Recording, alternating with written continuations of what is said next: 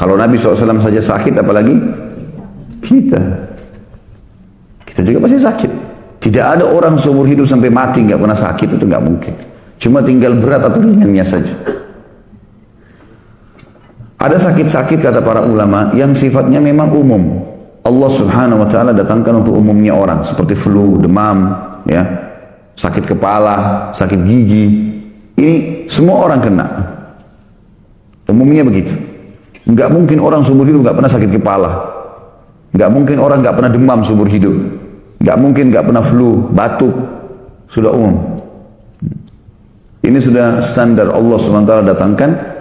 Gunanya, tujuannya untuk memberikan penjelasan kepada hambanya tentang nikmatnya kesehatan. Ada penyakit yang datang disebabkan karena perbuatan hamba itu. Dan ini kita bagi dua. Ada yang dia sebabkan dari diri dia sendiri. Ada yang disebabkan dari pendapatan dia. Misal diri sendiri begini. Ada orang sengaja ugal-ugalan, balap-balap. Akhirnya tabrakan, patah kakinya. Ini perbuatan dia sendiri. Orang narkotika sengaja suntik-suntik badannya, dia sendiri yang buat masalah. Pergaulan bebas, hamil di luar nikah, dia sendiri bikin malu, rusakin namanya. Ya. Ini nggak perlu terjadi, nggak boleh ini. Allah SWT larang ini. Dalam Al-Quran Allah berfirman, "A'udzubillahi minasyaitonir rajim, wa la tuhliku anfusakum." Jangan binasakan diri kalian. Tapi maaf saya nggak ingat di ayat dan surah apa ini. Tapi jelas ada firman Allah yang berbunyi wala tuhliku anfusakum. Jangan binasakan diri kalian. Makna ini kata ulama tafsir, jangan pernah jerumuskan diri kalian pada hal yang merusak nama kalian, merusak fisik kalian, merusak harta kalian atau merusak martabat kalian. Nggak boleh ini. Nggak boleh orang sengaja mempertaruhkan hartanya, nama baiknya, nggak boleh. Kita tahu ini bahaya, jangan. Nggak usah. Gitu ya. Jangan sama sekali merusak itu, karena itu akibatnya ada. Kita buat sesuatu, akibatnya ada. Maka cerdaslah. Jangan masuk ke zona yang berbahaya buat kita, enggak. Enggak boleh sama sekali. Jangan binasakan diri, maksudnya jangan binasakan diri, jangan jerumuskan diri pada yang bahaya. Tubuh kita, harta kita, keluarga kita, martabat kita, semua enggak boleh. Haram dalam Islam. Jadi ini harus difahami dosa ya. Enggak boleh kalau Bapak Ibu sengaja merusak nama baiknya, mempertaruhkan hanya karena pergaulan bebas misalnya. Itu haram loh. Pergaulan zinanya haram, jedah masuk ke sana merusak nama, dosa. Nggak boleh kita rusak nama baik kita. Allah kasih kita baik-baik kok, terhormat. Ngapain kita rusak? Hartanya sengaja dimasukkan pada hal-hal yang haram seperti orang main judi, nggak jelas. Dia taruh hilang sekian juta, sekian ratus juta, sekian miliar, bertaruh-taruh. Untuk apa bertaruh ini? Untuk apa kita bertaruh harta kita? Lebih baik kita simpan, pakai pada saat perlu. Nah, gitu. Untuk apa kita jerumuskan hal yang tidak perlu? Nah, ini semua masuk. Mempertaruhkan rumah tangga, mempertaruhkan fisik kita, ini semua tidak boleh. Ini yang pertama. Yang kedua adalah disebabkan karena pendapatan dia, income. Nah ini biasanya income ini dia sengaja memasukkan harta haram atau syubhat kepada dia. Ini jadi penyakit ini. Ini jadi penyakit. Nah biasanya ini penyakit-penyakit kronis ini. Penyakit kronis, bahaya sekali. Apa saja, stroke misalnya, atau apalah, penyakit-penyakit berat. Ini umumnya kalau di muhasabah dari income. Dan kalau resep dari kami, kalau dari para da'i-da'i, resepnya untuk sembuh dari penyakit kronis, bukan medis. Ya, coba sedekah. Jadi muhasabah, kira-kira kita minta sama Allah petunjuk, sholat, sujud sama Allah, minta di sholat tahajud. Ya Allah berikan petunjuk, penyebab penyakit hamba ini apa? Kalau kita merasa ada cenderung mengingat pernah kita punya income yang salah, pernah nipu orang, masalah riba, sedekahin, niat membersihkan diri dengan itu. Itu luar biasa, cepat sekali. Karena ternyata ini datang karena itu perlakuan itu. Perlakuan ini kita tebus, ini selesai. Seperti itulah. Berapa banyak teman-teman medis yang kaget dengan sembuhnya penyakit kronis?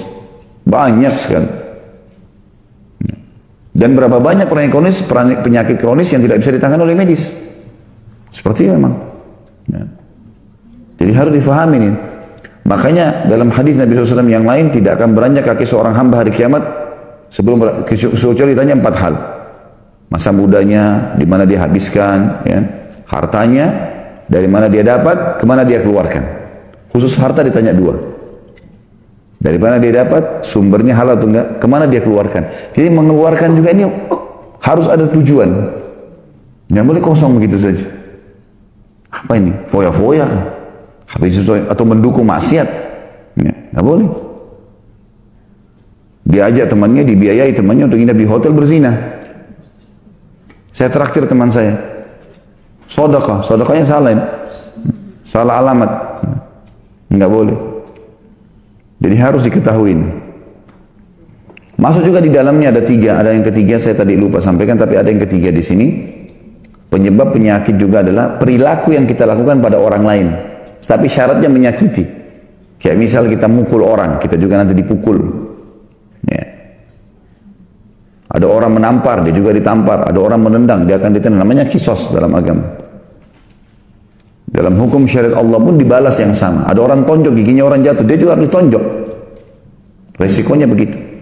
Jadi jangan heran nanti dia tabrakan, giginya hancur. Naudzubillah. Dia pernah tonjok orang, jatuhin giginya orang. Gimana? Balasan datang.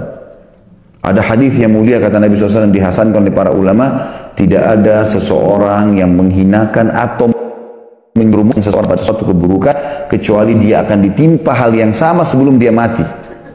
Misal gini, jangan sampai ini ya. Kalau ada orang, bapak ibu bilang begini, kamu pencuri ya? Padahal sebenarnya dia bukan pencuri.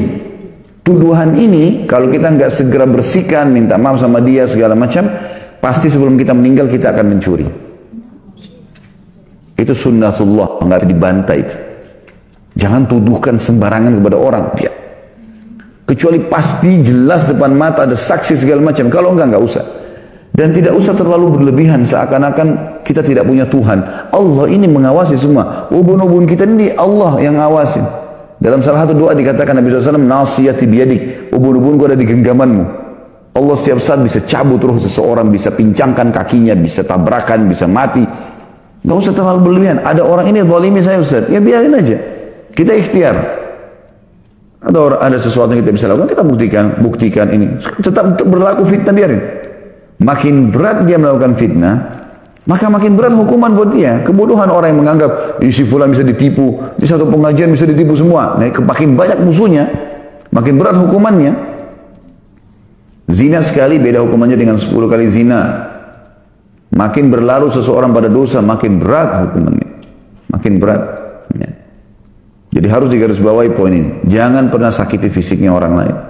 Saya sudah bilang kalau ibu dan bapak sekalian diajak bertengkar, tinggalkan. Kamu begini, kamu aja bertengkar. Sudahlah, terserah kamu. Saya benar, ya sudah kamu benar. Tidak apa-apa, tinggalin aja. Nggak usah bertengkar. Nggak perlu, nggak ada gunanya bertengkar itu. Akhirnya kita emosi juga, akhirnya kita kata-katanya juga kasar, dia kasar, kita kasar. Dia dosa, kita dosa. Ya, kan rugi. Untuk apa bersih tegang? Nggak usah. Kalau kita lewatin saja mungkin ada sedikit sakit hati, sudah tidak apa-apa. Tahan, sudah pergi aja. Sabar. Kita sudah belajar tadi. Sabar termasuk dia bertengkar adalah terima, oh ini cobaan dari Allah, sudahlah, terus tinggalkan. Ikhtiar kita itu. Gak usah ribut, gak usah bertengkar, gak usah. Ada hak kita diambil baik, hak kita bisa tuntut. Dengan cara apa yang bisa kita tuntut. Ya. Jadi tidak usah habisin umur situ, tidak ada gunanya sama sekali. Kalau sampai seseorang pun membahayakan, maka bisa saja. Ada orang, dia mau membahayakan orang lain, Allah langsung hukum. Banyak kasus terjadi begitu. Ya. Luar biasa gitu. Salah satu kemarin kita sempat ada acara pengajian tabligh akbar di Makassar. Waktu sudah lagi sementara berjalan tabligh akbar, rupanya ada satu orang datang, entah benar atau enggak, tapi mengaku seperti aparat keamanan. Terus kayak marah-marah gitu, kesannya gitu. Subhanallah, baru dia tanya, mana ketua panitia? Ini dia lagi di atas motor. Entah kenapa, dia sendiri menggas motornya, jatuh, giginya jatuh, berdarah, segala macam. Kuasa Allah, kita tidak tahu innamal a'malu binniyat, ya. Bahaya sekali. Nggak perlu kita masuk ke zonanya orang lain. Sudahlah, jadi hamba Allah yang patuh. Kita jadi diri kita sendirilah. Kita makan, urus diri kita sendiri, ya. Nggak usah cari tahu. Sesuatu yang dijangkau oleh mata, kalau benar dukung, kalau salah larang. Sekali lagi saya bilang, jangan campur urusannya orang lain. Nggak perlu tahu tetangga ganti AC baru atau enggak. beli mobil baru atau enggak usah. Jangan tetangga beli AC, kita yang kedinginan. Nah. Sudah berapa kali saya bilang, ada mobil baru antar nintip beli apa itu, biarin dia mau beli apa, biarin dia mau ubah rumahnya seperti apa. Saya inilah saya gitu. Antulan tanya pernah saya, Ustaz ngontrak ya? Iya, saya ngontrak, nggak apa-apa. Bukan aib gitu. Kenapa sih? Bukan aib, apanya aib gitu? Oh malu nanti orang lain tahu nggak? Kenapa memang gitu? Nggak ada sesuatu yang salah, nggak ada yang aib. Nggak, alhamdulillah kita nikmati apa yang ada, Allah kasih, selesai. Nggak ada sesuatu yang perlu kita merasa malu, gengsi sama orang. Nggak ada ini bagi seorang mukmin. Harus difahami poin ini. Kembali ke masalah tadi. Jadi ada penyakit atau penyakit pasti akan kena semua orang yang standar batuk, flu, demam, ya apalah ya. Ini sudah umum. Ada penyakit yang tidak umum. Nah ini sebabnya 3 tadi. Penyakit yang tidak umum ada sebabnya 3. Bisa karena apa tadi? Penyebabnya diri sendiri. Dia sengaja tabrakin orang, dia sengaja jatuh, dia sengaja. Ada orang begitu semua sengaja. Di Saudi itu kebongkar ada orang gara-gara mau jual narkotika di Saudi, dia sampai sengaja tabrakin kakinya di Riyadh. Sengaja mobil lagi lewat dia tabrak kakinya. Patah kakinya, diamputasi. Pakai kaki palsu. Ternyata kaki palsunya dipakai untuk taruh narkotika. Ketangkap. Rupanya kan kalau dia pakai kaki palsu kan lewat-lewat alat itu kan bunyi nggak apa-apa, punya surat dokter. Tapi lama-lama sudah bersekian lama dia jalan, polisinya jadi curiga. Kok ini orang bolak-balik terus? Biasanya orang yang kerja di Saudi itu harus ada izin dari sponsor untuk bolak-balik. Ini orang kok 1 tahun sampai 2-3 kali balik. Tiba-tiba polisi bilang, coba saya mau periksa kaki kamu. Nggak tahu kenapa dia. Polisi pun waktu diwawancara dia bilang, saya nggak tahu kenapa saya mau bilang itu. Coba cek kaki kamu. Dia bilang ini surat dokter. Enggak, saya nggak mau tahu. Harus buka. Buka ternyata ada narkotika. Ada orang gitu, subhanallah, aneh. Untuk apa gitu? Nggak ada gunanya. Ada orang juga gitu di Saudi gitu sama. Dia tangannya entah patah atau apa, dia pakai gip, kemudian pas lewat bunyi tapi nggak apa-apa gitu. Subhanallah, kuasa Allah, dia masuk kamar mandi, kepleset, jatuh pecah, ketahuan ada narkotika. Kuasa, mau sembunyi di mana sih gitu? Mau kemana gitu? Sehebat apa sih gitu? Sehebat apa? Makin kita pasrah kepada Allah, makin kita ikut peraturan, makin kita jadi hamba Allah yang baik, makin enak loh sebenarnya. Jangan buat masalah dalam hidup ini. Gak usah buat masalah, untuk apa?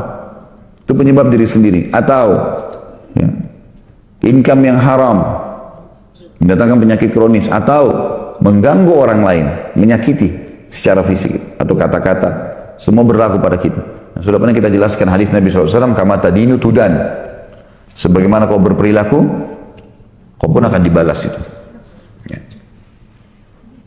Saya sudah sempat kirimkan kemarin di Buninis ya, kalau tidak salah ada yang RBT yang sudah direkam suara. Itu diantaranya ada yang kita rekam dan memang disengaja disebari untuk menjadi dakwah. Jadi pada saat ada panggilan masuk, itu memang panggilannya itu. Termasuk hadis tadi, balasan perbuatanmu. Selalu dengar, ingat. Kama tadinu tudan, sebagaimana kau berperilaku, kau akan dibalas yang sama. Hari ini kau gunjing, kau akan digunjing. Besok hari ini kau fitnah, besok kau akan difitnah. Hari ini kau mukul, besok kau akan dipukul. Tidak bisa lolos, nggak bisa lolos. Jangan buat itu. Tidak usah masuk ke zona itu. Ya. Baik. Kemudian tentu berhubungan juga dengan masalah sakit. Pelajaran yang kita ambil adalah Nabi SAW bersabda dalam sebuah hadis, Allah tidak turunkan penyakit kecuali Allah datangkan obat bersamanya. Jadi tidak benar itu pernyataan yang mengatakan penyakit ini tidak ada obatnya.